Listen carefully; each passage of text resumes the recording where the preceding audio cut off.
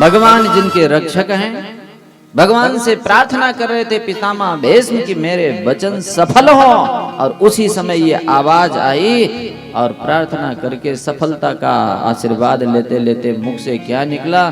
सौभाग्यवती भव। क्या निकला है? जब सौभाग्यवती का आशीर्वाद मिल गया तब द्रौपदी बोल गई, पितामह कौन से वचन सत्य करेंगे, सुबह वाला कि शाम वाला? जो गुस्से में किया गया प्रतिज्ञा है वो निभाएंगे या ब्रह्म मुहूर्त के चिंतन में? एकदम कांप गए पितामह भीष्म, ये क्या हुआ मेरे मुख से? बेटी तेरे प्रश्नों के अनुसार तो मैं ब्रह्म मुहूर्त में जो वचन दिया हूं सिद्ध तो यही होना चाहिए और यही होगा, क्योंकि वो तो मैं क्रोध में आकर के निर्णय लिया था, लेकिन है तो मेरा वो भी प्रतिज्ञा। देवी पुत्री एक बात बता दे, और अगर बताया होगा तो अपने पत्नी को उन्हीं को वचन देने के लिए मैं ये आशीर्वाद लिए बैठा हुआ था। तो तुम्हें कैसे पता लगा? कौन लाया तुमको? बोले विचार करो पितामह, किसी और को भी तो पता होगा ना। बोले हाँ वो एक छलिया है, उसको भी पता होगा। कहाँ है? तो बताना तो नहीं चाहती थी, लेकिन वो दिमाग उधर ही चला गया ना। और वो क्या कर रहे हैं? द्रौपदी की पादुका भी कांख में दबाई कि कोई पहचान नहीं ले, किसको लाए। और जब देखा तब पितामह भीष्म फिर से प्रतिज्ञा किया, आपने मेरी प्रतिज्ञा तोड़वा दी, मैं दूसरी प्रतिज्ञा करता हूं। आज युद्ध भूमि में अगर मैं तुम्हारी प्रतिज्ञा तोड़ करके शस्त्र नहीं उठवा दूं तो मेरा नाम गंगा पुत्र भीष्म नहीं है। भगवान ने कहा अब कोई बात नहीं, हमारे आप में ठनी अब चिंता नहीं है, भक्त भक्त में नहीं होनी चाहिए, अब तो मैं हार जाऊंगा। और उसी बात को यहाँ पर पितामह भीष्म चिंतन कर रहे हैं, उसी बात को, ये जो प्रतिज्ञा तोड़ने वाली। जब आज पितामह भीष्म के सामने 5 पांडवों के साथ महाराज युधिष्ठिर के साथ भगवान पहुंचे हैं, तो अंत में जो स्तुति किया है यही चिंतन है। केशव सदा ये ध्यान बना रहे, क्या सुंदर दृश्य था। मैं अपने बाणों के पुष्प से आपकी पूजा कर रहा था और आप उस पूजा को स्वीकार करके क्रोध में आकर पसीने से भरे हुए बूंद लटक रही थी, उस पर धूल छाई हुई थी, कितना सुंदर था। उस समय आप अपनी प्रतिज्ञा को तोड़ते हुए रथ से नीचे कूद गए, इस बूढ़े को मार दूंगा मैं। मुझे बहुत अच्छा लगा था, मैंने तो बाण रख दिया था, स्वीकार कर रहा था आओ, लेकिन बीच में तुम्हारा भक्त अर्जुन आ गया। ऐसे दृश्य वीर पुरुष के तो यही चिंतन होंगे ना। क्या सुंदर किया है। मैं तो कहूँ प्रत्येक व्यक्ति को इस तरह से प्रार्थना करना चाहिए कि अंतिम समय में क्या क्या होना चाहिए। अंतमति सोगति, करो भगवान से प्रार्थना, इतना तो करना स्वामी, इतना तो करना स्वामी, जब प्राण तन से निकले। इतना तो करना स्वामी, जब प्राण तन से निकले। मेरे प्राण तन से निकले, मेरे प्राण तन से निकले, मेरे प्राण तन से निकले, मेरे प्राण तन से निकले। इतना तो करना स्वामी, जब प्राण तन से निकले। इतना तो करना स्वामी, जब प्राण तन से निकले। गोविंद नाम लेकर मेरे प्राण तन से निकले।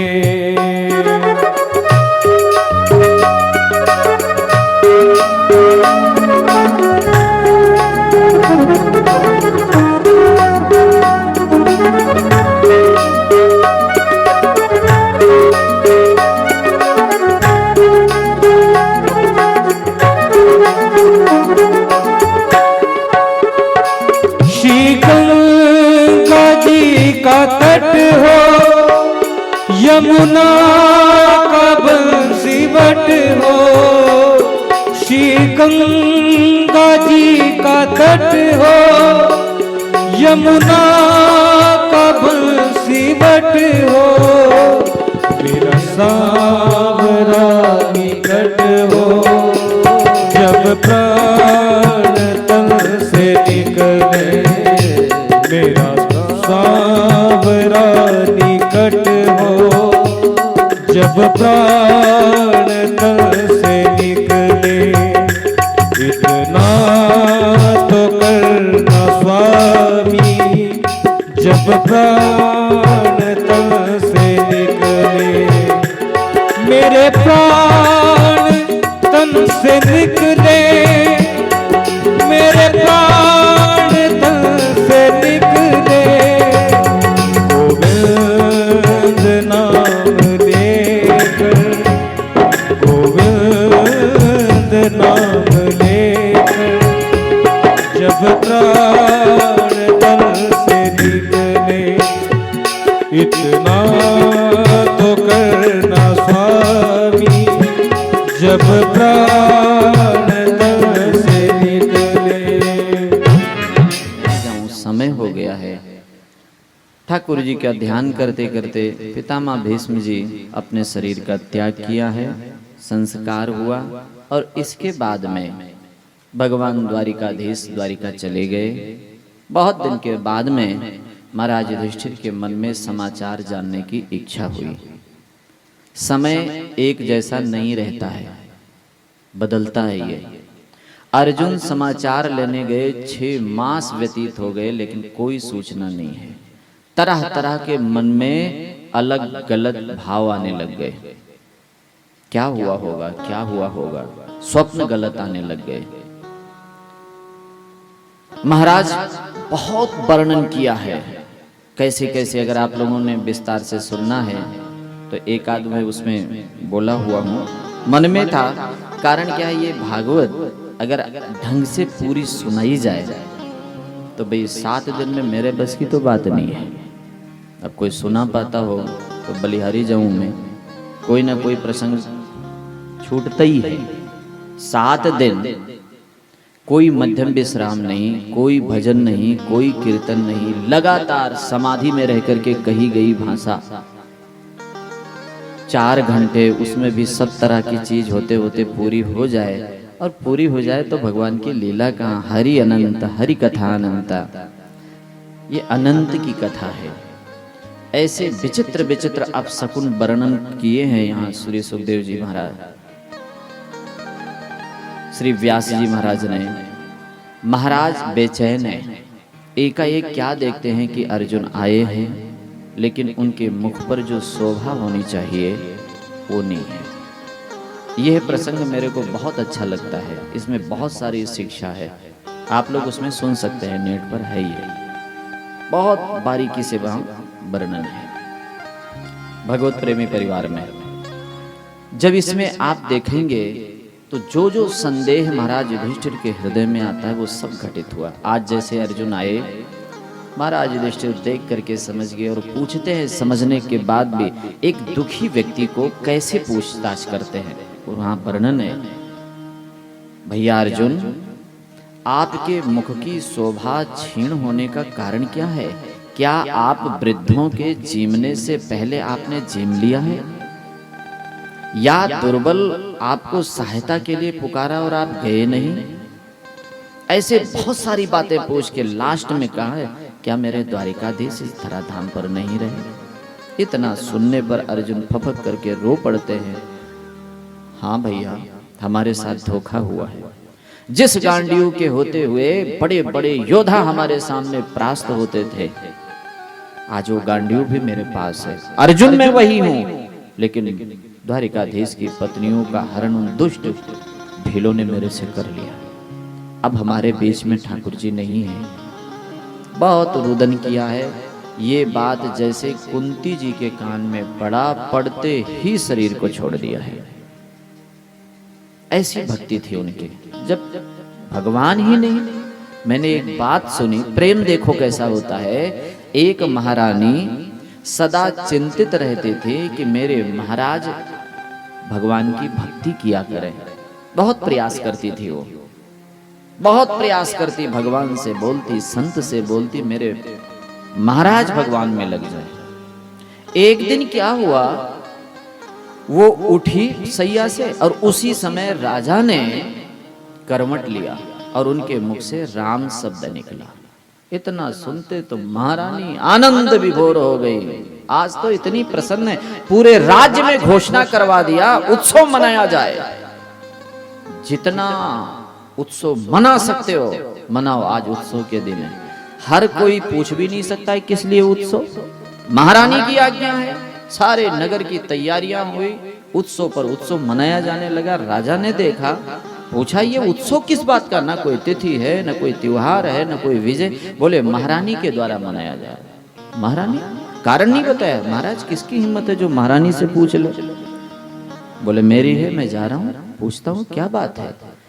पहुंचे, महारानी आज आप उत्सव किस विषय। बोले आज ही तो मेरे जीवन का सर्वस्व चीज दिखा है। मैं चाहती थी कि आप भगवान के भक्त बने, तो क्या देख लिया। बोले आज आपके मुख से राम निकला। क्या निकला।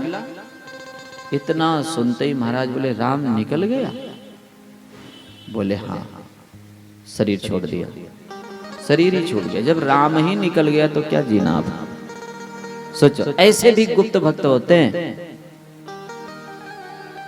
ऐसे विलक्षण विलक्षण।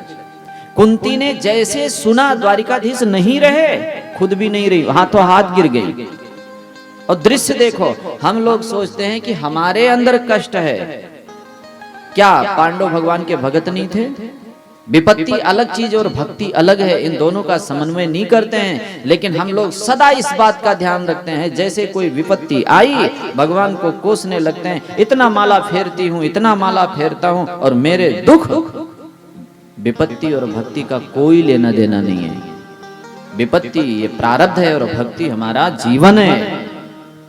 जब इस तरह से देखा, अब दृश्य देखें इस घर का।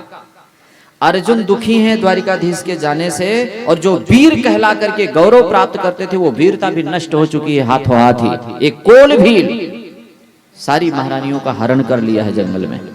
इससे बड़ा एक वीर का क्या अपमान हो सकता है। अपमानित खड़े हैं द्वारिकाधीश, रहे शरीर रूप से अब यहाँ है नहीं ठाकुर जी। इधर महाराज युधिष्ठिर इतने दुखी हैं जिसको कभी दुखी देखा नहीं है अर्जुन।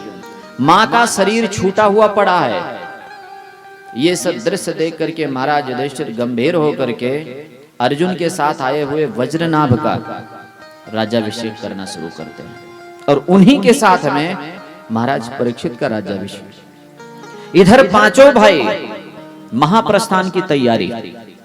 एक दृश्य सोचो, मां का शरीर छूटा हुआ पड़ा है, पूरा यदुवंश समाप्त हो चुका है, केवल वहां से वज्रनाभ आए हुए हैं। इनका राज्याभिषेक करना जरूरी है। इधर पांचों पांडव सदा के लिए सब कुछ छोड़ करके राज त्यागने की महाप्रस्थान की तैयारी। महाराज परीक्षित का राज्याभिषेक हो रहा है। महाराज परीक्षित छोटे हैं अभी और विचार ही नहीं कर पा रहे ये हो क्या रहा है हमारे साथ में। एक एक से प्रार्थना करते हैं, दादा अभी मैं किस उम्र का हूं, आप लोग थोड़ा तो रुक जाओ। कोई किसी की कुछ नहीं सुन रहा है।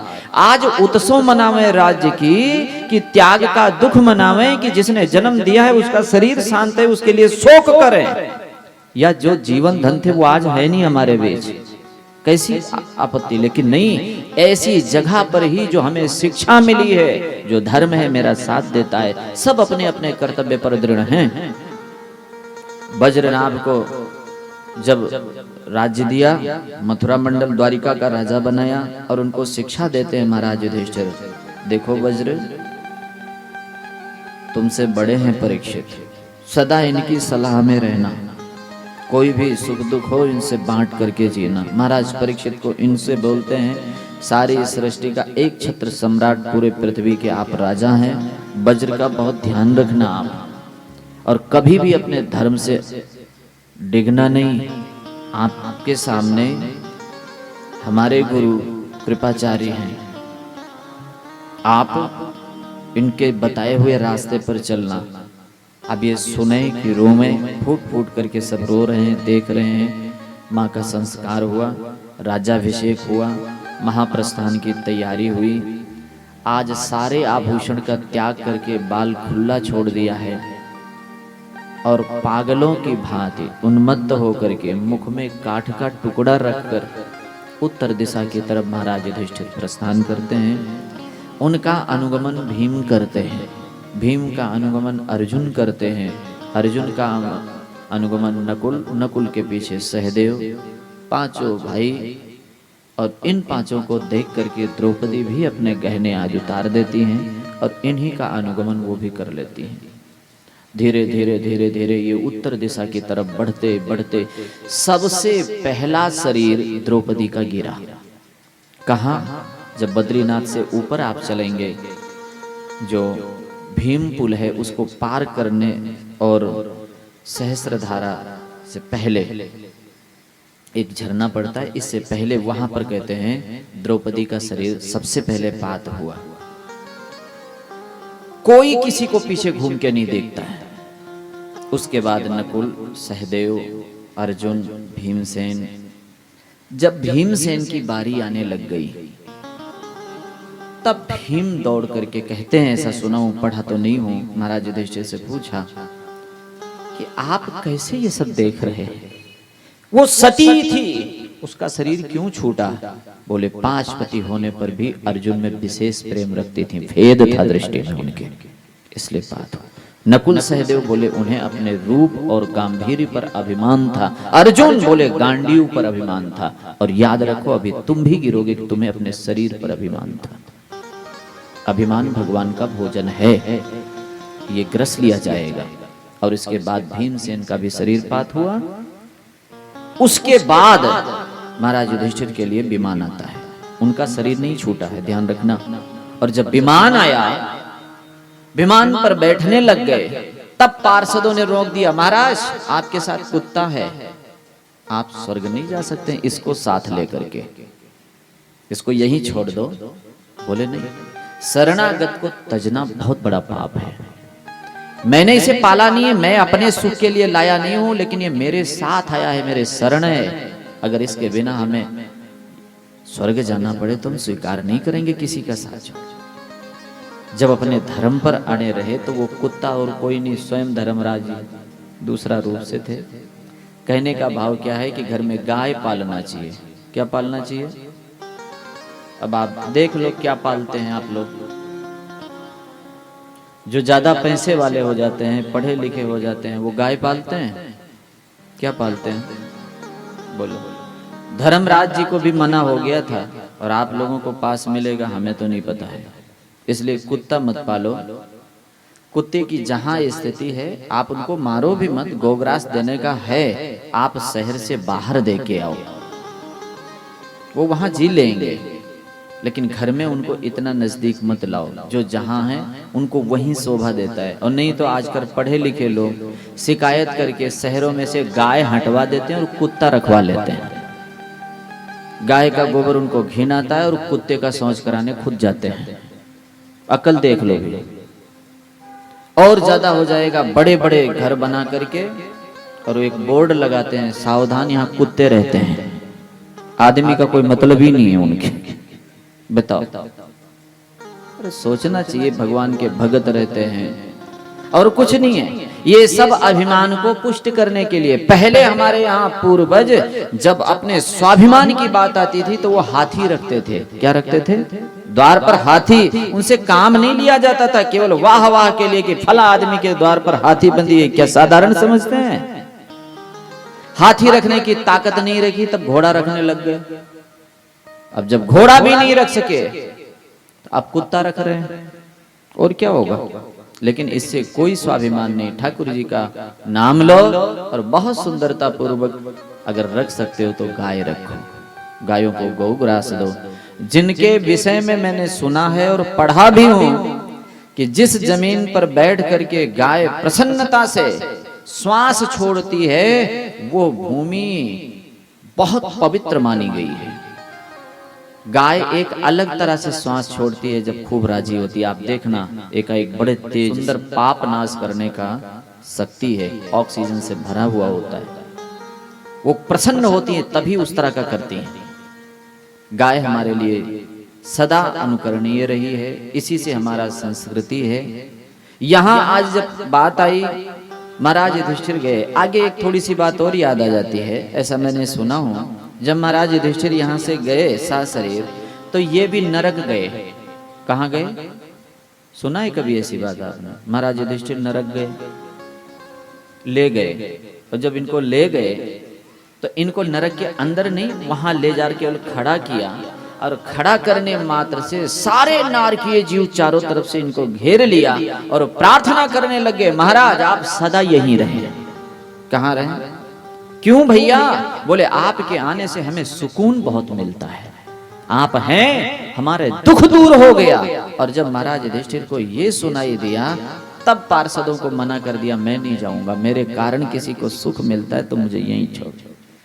महाराज आप यहाँ रह नहीं सकते हैं, केवल आपको दर्शन कराने का ही विधान था। बोले वो किस लिए? बोले चाहे धोखे में भी आप झूठ तो एक बार बोले हुए। और जब वहां से हटाया गया, और उसमें दिखाया भी क्या गया कि 4 भाई इनके नरक भोग रहे हैं और दुर्योधन आज स्वर्ग में बैठे हैं। इससे दुख हुआ महाराज युधिष्ठिर को कि धर्म का पालन करने वाले, और जैसे वहां से हटाया तो ना तो वहां नरक था, ना ही वहां स्वर्ग था, ना तो नारकीय प्राणी।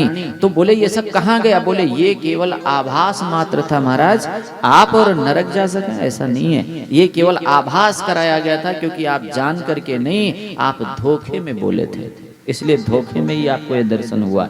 आप सोचो कितना लिखा पढ़ी में सावधानी रहती होगी भगवान के पास में, उतनी भी बात छूटी नहीं। और अपने लोग जो कर रहे होंगे वो शायद कोई लिख नहीं रहा होगा, क्योंकि क्या पता होगा रतनगढ़ में ये गली कहाँ है, पता होगा क्या भगवान को भी? विचार करके रखना, तैयार रहना, खूब बढ़िया। इसमें कथा में आप आगे सुनेंगे, तीसरे दिन या कल ही नरकों का वर्णन भी आएगा, तो उसको सुन करके मेरे को प्रसंग याद आ जाता है। लोग कहते महाराज हम तो भागवत सुनने आए थे, आप नरक की कथा सुना रहे हैं, ये भागवत है? बोले हाँ ये भी भागवत ही है, ये सावधानी के लिए चाहिए। तो जितनी भी गलतियां हैं उनको सुधारने की चेष्टा करनी चाहिए, कथा के माध्यम।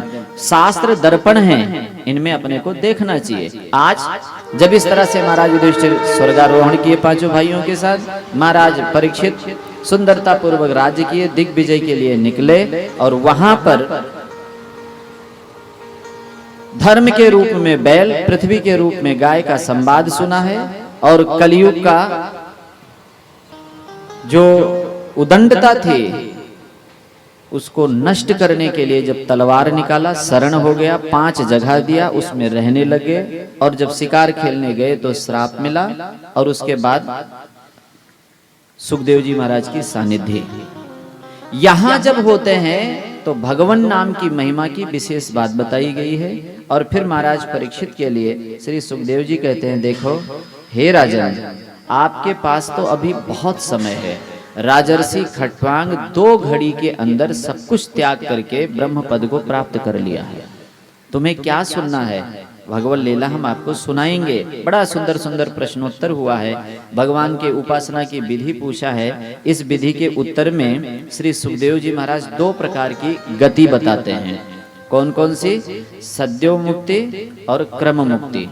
साधना बताते हैं, जिस व्यक्ति को किसी एक चीज की आवश्यकता है वो उस देवता की पूजा करें। किसकी किसकी? बोले अगर आपको तेज चाहिए तो आप अग्नि की उपासना करें या फिर बृहस्पति की उपासना। इंद्रियों में ताकत चाहिए तब आप इंद्रदेव की उपासना करें। अगर आपको ज्ञान चाहिए सरस्वती की उपासना करें। संतान चाहिए प्रजापतियों की करें। ऐसे एक एक कामना को लेकर एक एक देवताओं का यहाँ बड़ा सुंदर वर्णन है। किसी ने कहा कि हमें तो सब कुछ चाहिए तो किसकी करें? बोले आप बड़े अच्छे हैं। तब तक किसी ने कहा महाराज मेरे को कुछ भी नहीं चाहिए तो किसकी करें? बोले आप भी सही बोल रहे हैं। तब तक किसी ने कहा मेरे को मोक्ष भी नहीं चाहिए तो किसकी करें? बोले देखो बड़ा सुंदर ये श्लोक है, अकामः सर्व कामो। या किसी को कुछ नहीं चाहिए वो भी ध्यान से सुन लें, और जिसको सब कुछ चाहिए और किसी को मोक्ष भी नहीं चाहिए, तो तीनों के लिए बताया अकामः सर्व कामो वा मोक्ष काम उदारधि तीव्रेण भक्ति योगेन यजेत पुरुषम परम।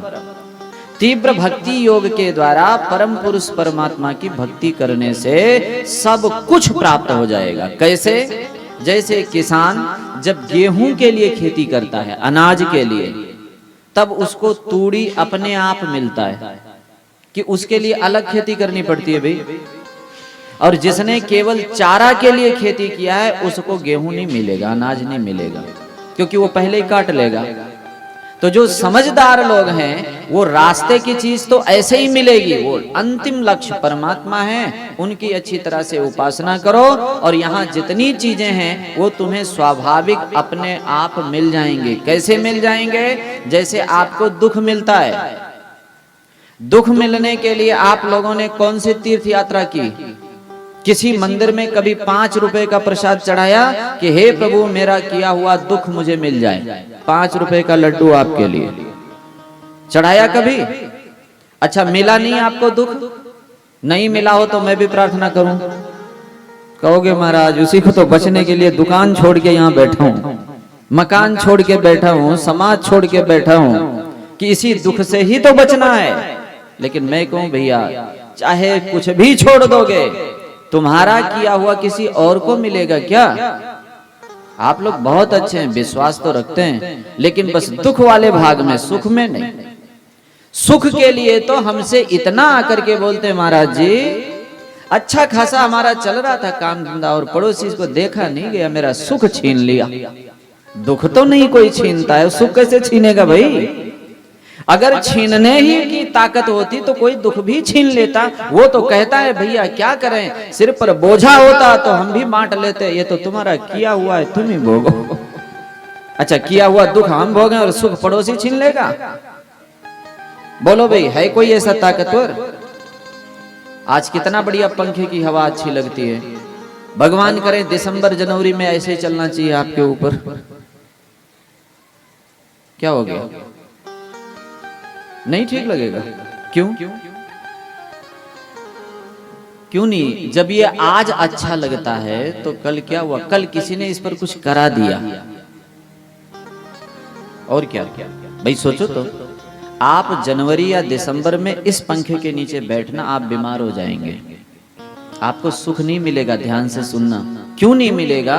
क्योंकि उस समय कोई करवा देता है इस पर कुछ, डोरा डंडा बोलते हैं ना, वो करवाता है, इसीलिए आप बीमार पड़ते हैं, क्योंकि आपका सुख छिन जाता है। अभी तो सुख दे रहा है ये, उस समय दुख मिलेगा।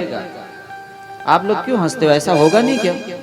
होगा। आप लोग बैठ के देखना, बीमार पड़ेंगे, सुख तो बिल्कुल नहीं मिलेगा। कारण किसी ने कुछ भी नहीं कराया है, समय बदला है। क्या हुआ है? ध्यान से सुन लेना, फालतू समय नहीं गंवाना चाहिए। क्या बदला है? समय। और वो समय भी रहेगा नहीं, फिर से आएगी जून जुलाई, नहीं आएगी क्या? कहीं कटाने जाना नहीं है, कोई मंगलवार कोई सोमवार। जैसे जनवरी फरवरी बीता, अपने आप सब कट करके अलाए बलाए जा करके, और यही पंखे की हवा फिर सुख देने लग जाएगा। नहीं देगा क्या भैया? समय बदला है, एक जैसा समय नहीं रहेगा। लेकिन जब हम लोग ध्यान नहीं दे पाते हैं तो सुख के बाद जब दुख आता है तब चिल्लाते हैं किसी ने कुछ करा दिया। जब अच्छा खासा काम चलता है तो कोई आकर के मेरे को ये नहीं कहता महाराज पड़ोसी ने करवाया है, दुकान बढ़िया चल रही है मेरी। कहता है कोई? कहना चाहिए, पड़ोसी को ले जाकर के आधा पैसा रोज देना चाहिए, लेकिन नहीं, हमारे नहीं जचती है। तो इन सबसे ऊपर उठ करके आप देखें, समय एक जैसा नहीं रहता है। इसलिए इन सब बातों को यहीं छोड़ दो। जैसे दुख हमें बिना कुछ किए मिलता है, वैसे मेरा किया हुआ सुख भी कोई छीन नहीं सकता है। सुख दुख के चिंतन से ऊपर उठ करके और श्री ठाकुर जी का खूब बढ़िया प्रेम से गुणगान करना चाहिए। यहाँ तो जो भी कुछ मिला है सब यहीं का यहीं रह जाएगा। किसने ये बात जाना? मीराबाई ने। जाना कि नहीं जाना? उन्होंने तो कह दिया, मैं तो गली गली में बोलती रहती हूँ, हीरे मोती लेना है तो कौन सा ले लो। ये तो चलता रहेगा, कंकर हीरा बनेगा और हीरा कंकर बनेगा जब समय बदलेगा। जिस समय विक्रमादित्य का समय बदला तो खूंटी टंगी, खूंटी पर टंगा हुआ नौलखा हार गायब हो गया। नहीं हो गया, और जब समय वापस आया तो उनके सारे भूजे और वो फिर से वापस आया। ये समय सोना कंकर मिट्टी पत्थर बनाता है। समय खराब होता है तो सोना छो तो मिट्टी होता है, और समय ठीक आया तो मिट्टी भी सोना बनती है। इसलिए अगर धन ही लेना है, धनवान होना है, तो हीरा मोती कोई और है, वो नहीं बदलता है। सुनो कौन सा है वो, राम नाम के हीरे मोती। राम नाम के हीरे मोती मैं बिखराऊं गली गली। राम नाम के हीरे मोती मैं बिखराऊं गली गली। ले लो रे कोई राम का प्यारा, ले लो रे कोई राम का प्यारा, शोर मचाओ गली गली। राम नाम के हीरे मोती, राम नाम के हीरे मोती मैं बिखराऊं गली गली। ले लो रे कोई राम का प्यारा, ले लो रे कोई राम का प्यारा, शोर मचाओ गली गली। राम नाम के। ऐसी सुंदर हीरा मोती अपने को लेना चाहिए। ये वही रहते हैं हर परिस्थिति में, और यहाँ इसीलिए बताया है कुछ नहीं चाहिए, सब कुछ चाहिए। भगवान की तीव्र भक्ति करें, इसके बाद में इन भक्ति के द्वारा जो हमारा उद्धार होगा उसकी दो विधियां, क्रम मुक्ति और सद्यो मुक्ति। शब्द से ही आप लोग समझ जाते हैं जो क्रम से होगा। जैसे महाराज ध्रुव की उदाहरण में इनका चरित्र आगे कहा जाएगा, इसी प्रसंग को लेकर के ध्रुव चरित्र आएगा आगे। इनकी क्रम मुक्ति है। ये शुरू में भगवत प्राप्ति के लिए घर का त्याग नहीं किया है। इनके मन में एक वचन बाण लगा हुआ था। ये गोदी चाहते थे, लेकिन सौतेली माँ ने गोदी नहीं लेने दिया। तब ये गद्दी के उससे भजन किए। गद्दी भी मिली, गोदी भी मिला, और फिर ऐसा राज्य मिला। ये क्रम से जाएंगे। अभी इनको मुक्त ही होना है, क्योंकि ये शरण भगवान के गए हैं। ये क्रम मुक्ति मान लें। और सद्यो मुक्ति क्या होती है? तत्काल मुक्त हो जाते हैं। वो ज्ञान की साधना से जाते हैं, भक्ति से भी जाते हैं और ज्ञान से भी। कैसा? एक क्रम मैंने और भी सुना है। एक क्रम ऐसा सुना है कि अनंत योनियों में भटकते भटकते व्यक्ति मनुष्य बनता है क्रम मुक्ति में। तो सबसे पहला शूद्र के घर जन्म होता है। जब सेवा वृत्ति को धारण करके अंतःकरण को शुद्ध करता है तब वैश्य बनता है। वैश्य कृषि, वाणिज्य, गोरक्षा ये जब करता है अपने कर्तव्य के अनुसार, तब वो क्षत्रिय बनता है। क्षत्रियों में जब अपने स्वाभिमान और सबकी रक्षा का भार अपने कर्तव्य पूर्वक निर्वाह करता है तब वो ब्राह्मण बनता है। ब्राह्मण अपने 9 जो गुण बताएं इनको धारण करके तप कर कर शरीर छोड़ता है तो योगी के घर में जन्म लेता है। और योगी योग साधना के द्वारा जब 10वें द्वार से ब्रह्मरंध्र से शरीर छोड़ता है तो वो जाके मुक्त होता है। ये क्रम मुक्ति है। कौन सी मुक्ति है? ये क्रम मुक्ति है। अब इसमें अगर हम सद्यो मुक्ति देखें तो कैसे होगा? अब वो चाहे ब्राह्मण हो, चाहे वैश्य हो, चाहे क्षत्रिय हो, सीधा भी मुक्त हो सकता है। जैसे वो महात्मा की वाणी कथा सुना रहे थे और पता नहीं क्या उनके जचा, और बोले ये जितने ब्राह्मण हैं इनको भगवान कभी नहीं मिलेंगे। सद्यो मुक्ति की सुना रहा हूं, ये ध्यान रखना। कोई ये मत सोचना कि महाराज किसी की निंदा स्तुति कर रहे हैं। नहीं मिलेगा। बोले क्यों? बोले सबको तो रास्ता बताते हैं और खुद भद्रा में निकलते हैं। देख लेना आप, सबकी जन्म कुंडली बनाएंगे, इनके बेटे का टाइम भी नहीं नोट होगा। ऐसे का कल्याण होना है। सबको दान की शिक्षा देंगे और खुद कभी एक तिनका भी दान नहीं करेंगे। लेकिन आया है दान देना, दान लेना, पढ़ना और पढ़ाना। इनका कल्याण नहीं होगा। बड़े लोग राजी हो गए, बोले यही ठेकेदार थे। अच्छा हुआ महाराज बताया इनको। क्षत्रिय लोग वो राजी हो गए, मेरे ही कुल में राम और कृष्ण जैसा अवतार हुआ है, मेरा उद्धार होगा। बोले ना, ये दूसरे पर शासन करके जीने वाले, मार काट इनका धर्म, इनको भगवान नहीं मिलेंगे। वैश्य लोगों ने सोचा बस अब मेरी बारी, क्योंकि बड़े बड़े उत्सव और धन हमेशा सदा हमारे ही पूर्वज में रहे हैं। बोले इनको तो बिल्कुल नहीं, ये नाप तौल सब में गड़बड़, इनको और भगवत प्राप्ति कभी नहीं होगी। शूद्र वर्ग बोले बस मैं सेवा करता हूं, हमको होगा। बोले इनको तो शुद्धि अशुद्धि का भी ज्ञान नहीं है, इनको भी भगवान नहीं मिलेंगे। अब वर्ण कितने होते हैं? 4। ध्यान से सुनना, चारों को भगवान मिलेंगे नहीं। तब तक एक सज्जन बोले बाबा जब चारों में से किसी को भगवान नहीं मिलेंगे तो क्या इन्हें भीतों को मिलेंगे? बोले ना ना, भीत को बिल्कुल नहीं, क्योंकि ये जड़ हैं। बोले तो फिर किसको मिलेंगे? बोले ध्यान से सुन लो, न ब्राह्मण न क्षत्रिय न वैश्य न शूद्र, इनको किसी को भगवान नहीं मिलते हैं। भगवान जब भी मिलते हैं तो भक्त को मिलते हैं, और भक्त इनमें से कोई और कभी भी हो सकता है, मना है ही नहीं है। आप जब चाहो सरल हृदय से दृढ़ता पूर्वक स्वीकार कर लो कि मैं भगवान का हूं और भगवान मेरे, ये सद्य मुक्ति हो जाती है। फिर कोई चक्कर नहीं। जिस दिन आपने ये स्वीकार किया कि मैं भगवान का हूं और भगवान, बस इसी में सारी ताकत है। ये मैं किसी भी शरीर में रह के कर सकता हूं। यहां तक पशु पक्षियों ने भी अगर चाहा है तो उनका भी उद्धार हुआ है।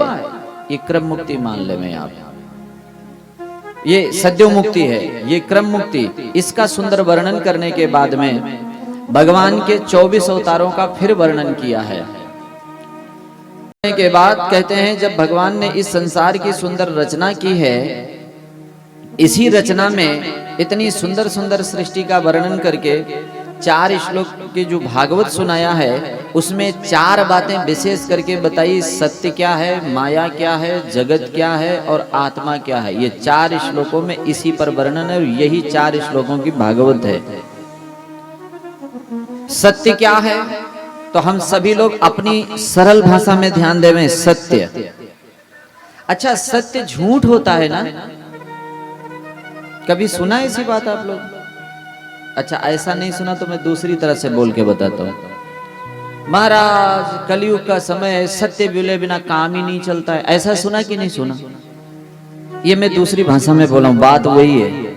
अर्थात जानते हुए भी हम सत्य की महिमा गा रहे हैं, उसी को श्रेष्ठ मान रहे हैं, असत्य को, सत्य को नहीं। लेकिन आप लोग कभी विचार किया कि झूठ बोलना चाहिए कि नहीं? विचार नहीं किया? कर लेना आज जाके, काम चल जाएगा। झूठ के बिना हमारा काम चल सकता है। एक और बात बताऊं, थोड़ी विनोद भरी है। हम छोटे छोटे बच्चों से पूछते हैं झूठ बोलना चाहिए? बोले ना।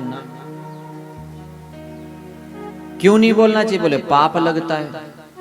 आप लोग भी यही जानते होंगे, शायद बताया भी यही होगा, बेटा झूठ मत बोलना पाप लगेगा। लेकिन मेरे को ये समझ में नहीं आता है पाप कहाँ लगता होगा? सिर में, माथे में, हाथ में, पैर में, कहाँ लगता होगा? अच्छा इतना बढ़िया बढ़िया साबुन है, उसे धो लो अगर लगता है तो। अब आप कहोगे महाराज तो फिर क्यों नहीं बोलना चाहिए? बहुत ध्यान से सुनना, बहुत झंझट है इसलिए नहीं बोलना चाहिए। झूठ बोलने के लिए बहुत दिमाग चाहिए, बहुत सावधानी चाहिए, और सही बोलने में कोई दिमाग नहीं चाहिए, कोई परेशानी नहीं है।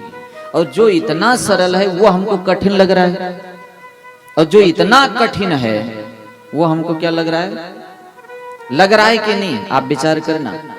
अच्छा सही बोलना, जैसा देखा वैसा बोल दिया, कोई जोर आया क्या? अच्छा झूठ बोलने में जैसा देखा वैसे ही बोल सकते हो क्या?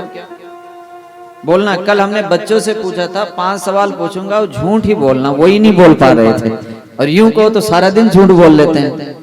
कल मैं पूछा था बच्चों से कि 5 बार झूठ बोल के दिखाओ, तो भी चूक जाते थे, सही निकल जाता मुख से उनको। कारण क्या है?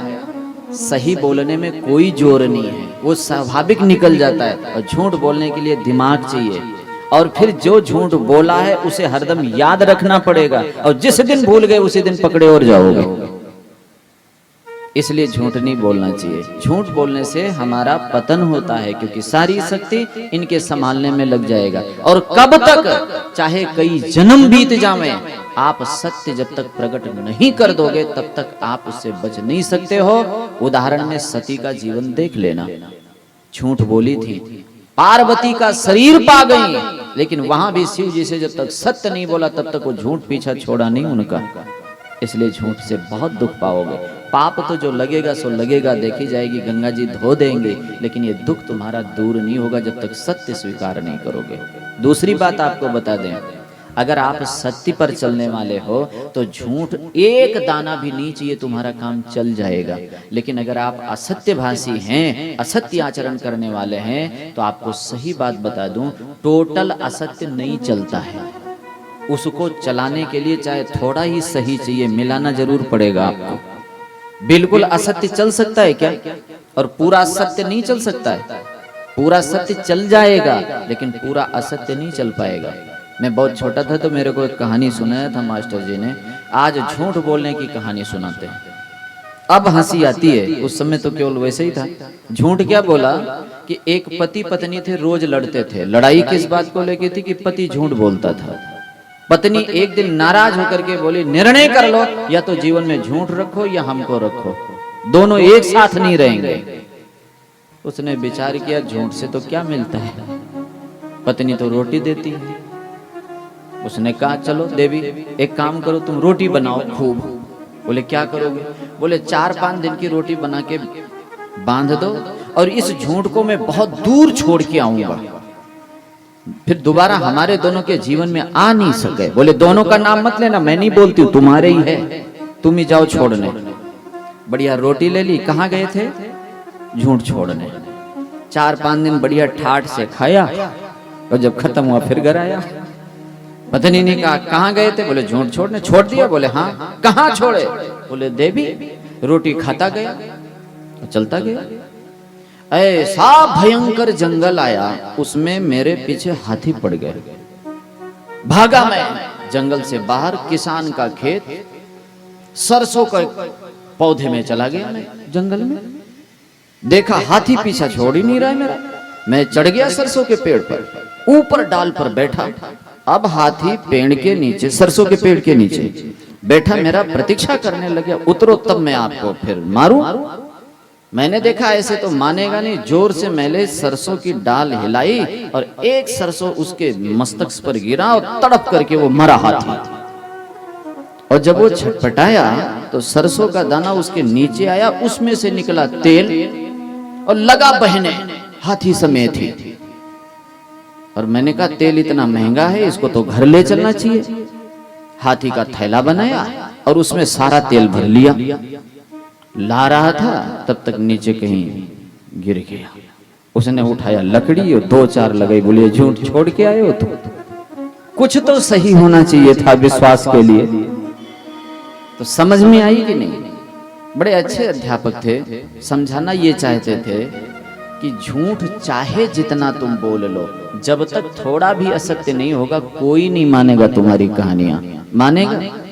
इसलिए आप लोगों से विनती, आप सत्संगी हैं, इस पर विचार करें, आप सत्य का संग करें। हो सकता है आदत बस कठिन लगे, लेकिन कठिन नहीं है। आप करें, आप देखें, सारी झंझट झूठ में है। सरल व्यक्ति के लिए कोई कुछ नहीं, ज्यादा तुम्हारे सामने कोई बात नहीं करेगा कि ये तो कह देगा काम पड़ेगा। तो समझ में आ रही की बात की नहीं? तो भी क्या अपना क्या नुकसान है? फालतू पंचायती से हम बच जाएंगे।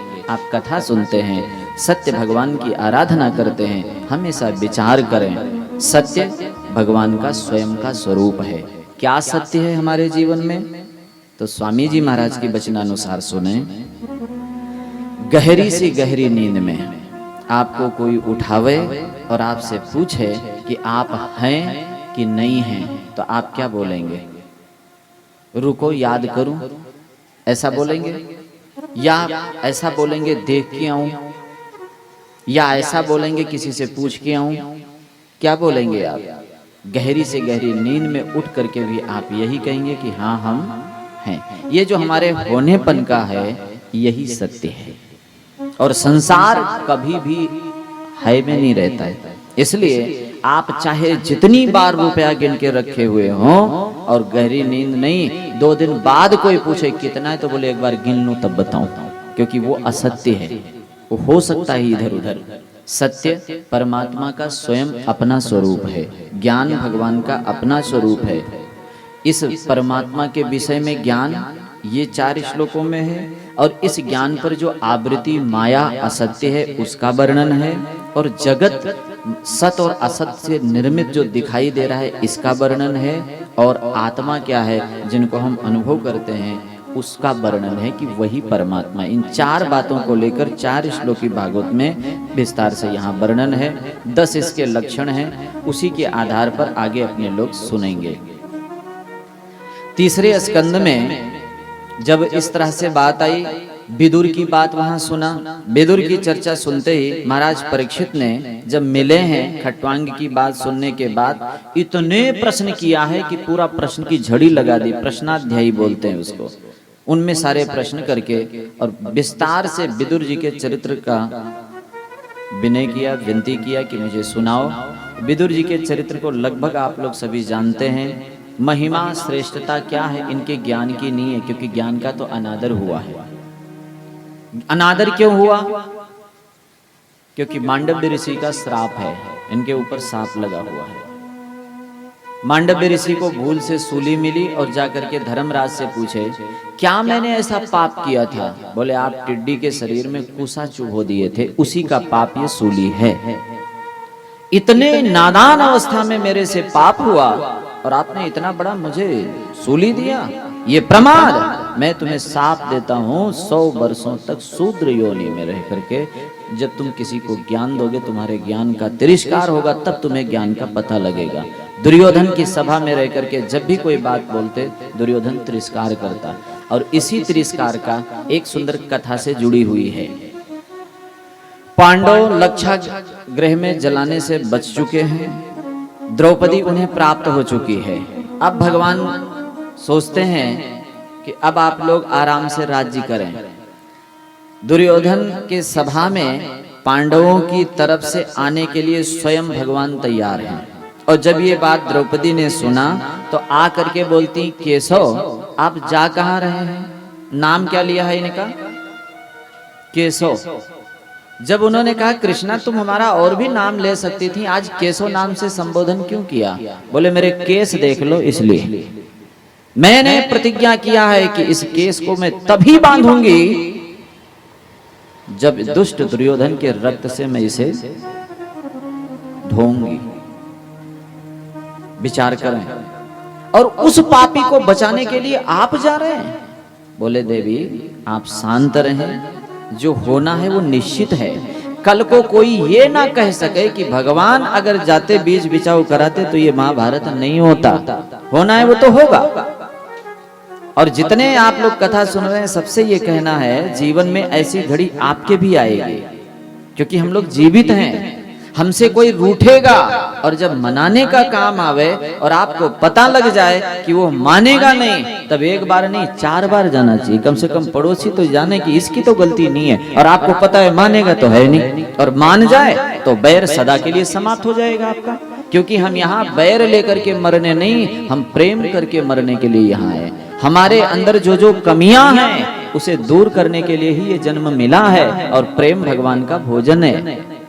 हम प्रेम करना यहाँ सीखने आए हैं, लड़ाई नहीं। छोटी छोटी बात के लिए हम लोग घर में इतना मुख फुला के रखते हैं कि उद्धार जैसा कर्म करने में भी, भगवत प्राप्ति करने जैसे साधन में भी हम साथ देना नहीं चाहते हैं। हमारे इनकी खटपट हो रखी है। अरे ऐसी छोटी छोटी बातों को दूर करके अपने राग द्वेष को मिटाने के लिए भगवान की तरफ हमें चलना चाहिए। आज जब इस तरह से चले, द्रौपदी ने कहा कि केशव आप उनके लिए जा रहे हैं? बोले चिंता मत करें, मैं जा तो रहा हूं। और वहां गए भी, समझाया भी, और कोई ऐसा नहीं 1-2 बार कह दिया हो। भगवान ने जो विराट रूप अर्जुन को दिखाया था वैसे दिखाने के लिए दुर्योधन के सामने भी प्रयास किया है। लेकिन उसको देखकर दुर्योधन ने क्या कहा, ऐसे इंद्रजाली हमने बहुत देखे हैं, और भगवान का अपमान किया। और अपमान करने के बाद जब भगवान उस सभा का त्याग करके जाने लग गए, तब दुर्योधन आकर के एक बात कहता है, देखो प्रभु जो भी हमारी राजनीतिक बातें थी उस सभा में हुई, अब आप हमारे अतिथि हैं और आप हमारे यहाँ से खाली पेट नहीं जाएंगे, कुछ लिए चलो भोजन कर लो। दुष्ट लोग भी देखो कितना हिसाब से रहते थे। विचार करना चाहिए, अपने अपने कर्तव्य का पालन करना चाहिए। जब आज उसने ये बात रखी तब भगवान ने कहा देखो भाई, प्रसाद पाने की कुछ शर्तें हैं, कुछ स्थितियां होती हैं, उस समय पाना चाहिए। हमने सुना है 3 जगह भोजन कर लेना चाहिए। कहाँ कहाँ? जहां बहुत ज्यादा प्रेम हो, वहां विचार ज्यादा नहीं करना चाहिए, कहें तो प्रेम से पा लेना चाहिए। दूसरा,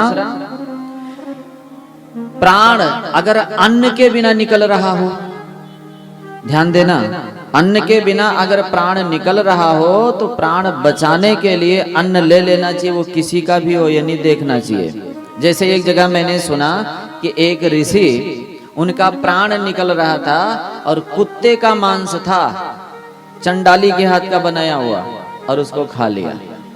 और जब वो पानी देने लग गई तो बोले पानी नहीं पिएंगे, तू अछूत जाति के, तेरे हाथ का नहीं पिएंगे।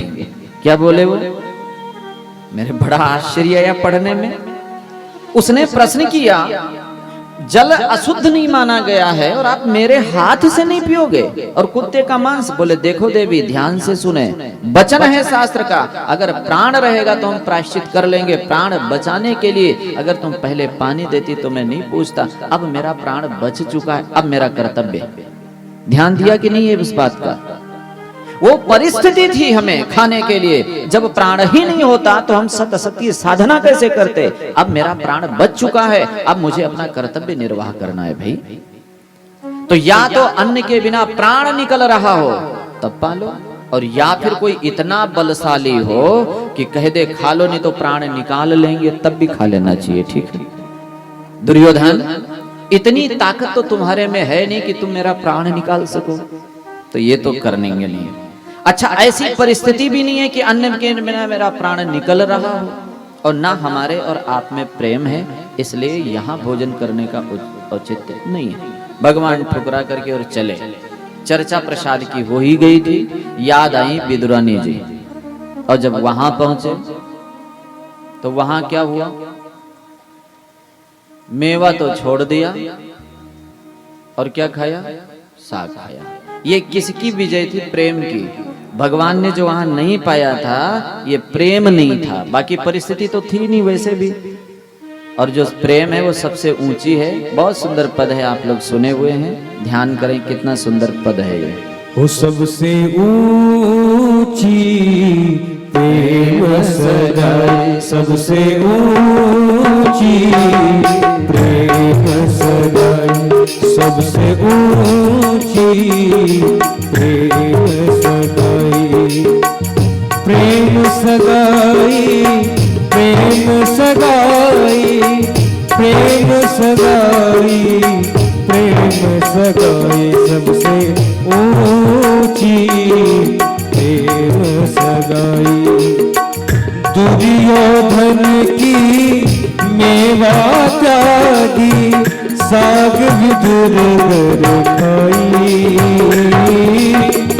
दुर्योधन की मेवा त्यागी, साग विदुर गर खाई।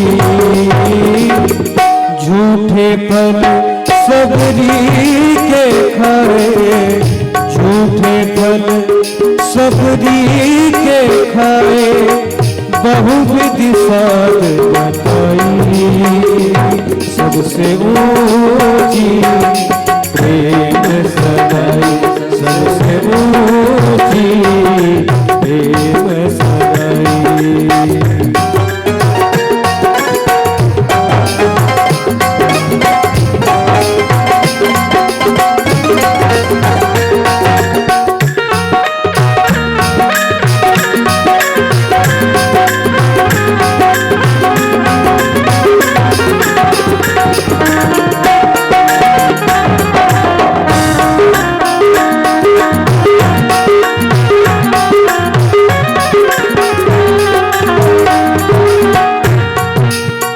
राजसूय जब युधिष्ठिर कीनो, तामे झूठ उठाई। राजसूय जब युधिष्ठिर कीनो, तामे झूठ उठाई। प्रेम के बस कारत रस क्यों, प्रेम के बस कारत रत क्यों, भूल गए ठकुराई, भूल गए ठकुराई, सबसे ऊंची प्रेम सगाई, सबसे ऊंची प्रेम सगाई। जहाँ प्रेम है वहाँ कुछ भी करा लो, और जहाँ प्रेम नहीं है वहाँ कोई कुछ भी नहीं करता है। ठाकुर जी विदुरानी के हाथ से छिलका खाए, यही तो खाए थे। प्रेम काजू किशमिश में नहीं था इसलिए नहीं खाया, और छिलके में प्रेम था, खूब पाया। विदुर जी के ऐसे सौभाग्य का वर्णन करते हुए जब विदुर जी ने सुना कि मेरे प्रभु का सभा में तिरस्कार किया है इन लोगों ने, ऐसी जगह पर मेरा रहना ठीक नहीं है, क्योंकि वर्णन आता है भगवत निंदा नहीं सुननी चाहिए। अगर सामर्थ्यशाली हो तो जीभ काट देना चाहिए, और न सामर्थ्य हो तो सभा का त्याग कर देना चाहिए। विदुर जी ने सारा पद प्रतिष्ठा दे करके और हस्तिनापुर का त्याग करके चले गए। उसके बाद महाभारत हो गया। घूमते घूमते जब आ रहे थे यमुना के किनारे, आज उद्धव मिले हैं। उद्धव और ये मिल करके खूब ठाकुर जी की लीलाओं का वर्णन कथन श्रवण किया। अंत में विदुर जी ने एक बात पूछी है कि उद्धव, आप इतने भाग्यशाली हैं, आप मुझे ये बताओ कि अंतिम समय में मैं तो भगवान के पास नहीं रह पाया, क्या भगवान ने हमारी कोई चर्चा की? प्रेमी जब मिल नहीं पाता है तो चर्चा से काम चलाता है कि मेरे विषय में कोई हालचाल पूछा और कह दो नहीं, तो उन्होंने कुछ पूछा भी नहीं। अरे पूछा कि नहीं पूछा, लेकिन वो सुकून मिल जाता है उनको। जैसे ये बात कही, उद्धव जी ने कहा कि देखो विदुर जी, ठाकुर जी अंतिम समय में भी आपका याद किया, क्या क्या कहा है, क्या क्या बताया, कुछ तो बताओ। बोले वो मैत्रेय ऋषि आपको बताएंगे। हमसे यही कहा था कि जब मिलें तो उनको मैत्रेय ऋषि के पास, क्योंकि उस समय मैत्रेय जी भी वहां थे। मैत्रेय जी के पास चल करके ये गंगा किनारे पहुंचे हैं, हरिद्वार के पास में। बहुत प्रश्न किया है विदुर जी, सृष्टि के विषय में जब पूछा है विदुर जी ने, तो मैत्रेय जी ने कहा देखो ये जो जगत की सृष्टि आप देख रहे हैं महाराज, ये 10 प्रकार की है। कितने प्रकार की? जितनी भी सृष्टि में आप देख रहे हैं इनके प्रकार 10 हैं। प्रकार जानते हैं किसको बोलेंगे? उसमें कुछ ना कुछ भेद है एक जैसी, लेकिन कुछ भेद है, जिसको जाति भी बोलते हैं। क्या बोलते हैं? जाति जानते हैं? कई लोग कहते हैं जातिवाद नहीं होना चाहिए। सुना ये शब्द कि नहीं सुना? अच्छा, कहाँ नहीं होना चाहिए और कहाँ नहीं है ये बता दो। आम में जाति होती है या नहीं होती है भी? बकरी में, भेड़ में, ऊंट में, भैंस में, गाय में, किस में जाति नहीं है? आप मेरे को बताना। ये पहचान है, लड़ाई का अड्डा नहीं है, लेकिन इसको लोग समझ नहीं पाए। ऐसे ही हमारी सृष्टि भी कितने प्रकार की बनी है, उसको 10 भागों में बांटा। 10 भागों में से जो 10वीं सृष्टि है उसमें दोनों मिक्स सृष्टि है, प्राकृतिक और वैकृतिक दोनों। इनमें केवल एक ही लोग हैं, ये 4 लोग भाई। कौन से? सनकादिक ऋषि। ये दोनों सृष्टि में है, प्राकृतिक भी और वैकृतिक भी। ये चेतन भी हैं, लेकिन इनमें विकृति नहीं आती है। ये जितने साल के थे उतने ही दिखते हैं, साल भले ही बढ़ता रहे, इनमें कोई बदलाव नहीं। जैसे ये सोचो, अपने 5 साल के थे तब कैसे दिखते थे, और आज जब 50 साल के हो गए आप लोग तो वैसे ही दिखते हैं क्या? बदलने के लिए कुछ किया आपने? नहीं कुछ किया। सोचे तो यही थे कि जैसे हैं ऐसे रह जाएं, लेकिन ऐसे रहे क्या? क्योंकि ये वैकृतिक सृष्टि है, इसमें विकार होता है, उसके कारण से क्षीण होकर रूप बदल लेती है। लेकिन हमारे सनकादिक ऋषियों में ऐसा नहीं है, चलते फिरते तो हैं वो, लेकिन जिस जैसे पहले थे 5 साल के उम्र का, वैसे आज भी हैं, उनमें कोई परिवर्तन नहीं है। अब क्या बताया? 9 प्रकार की जो सृष्टि है उसमें भेद हैं। जो सबसे पहली सृष्टि हुई उसका नाम महतत्व हुआ।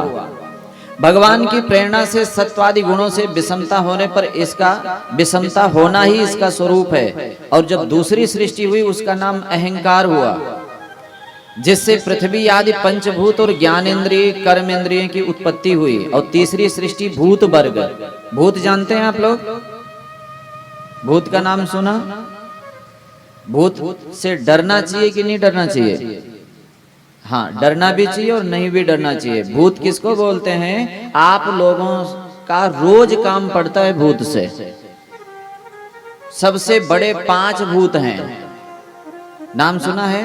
छित, जल, पावक, गगन और समीरा। ये कौन है? ये भूत नहीं, ये महाभूत हैं। इन्हीं के द्वारा ये सृष्टि हुई है। भूत वर्ग की है और इसमें पंच महाभूत उत्पन्न करने वाले तन्मात्रा वर्ग हैं। चौथी सृष्टि इंद्रियों की है, ये ज्ञान क्रिया शक्ति से संपन्न होती हैं। 5वीं सृष्टि सात्विक अहंकार है, इनसे इंद्रियों के अधिष्ठाता देवता हुए। मन भी इसी सृष्टि के अंतर्गत है। और 6ठी सृष्टि अविद्या की है, इसमें तामिश्र, अंध तामिश्र, तम मोह और महामोह, ये 5 गांठें बनी।